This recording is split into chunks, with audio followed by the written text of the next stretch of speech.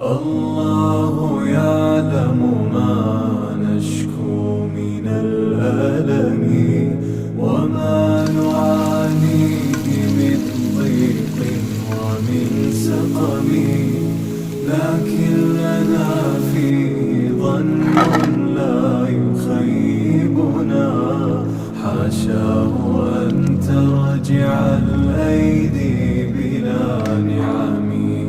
كم جاد من فضله قبل السؤال، وكم أعطى وأغنى بمحض الجود والكرم. الله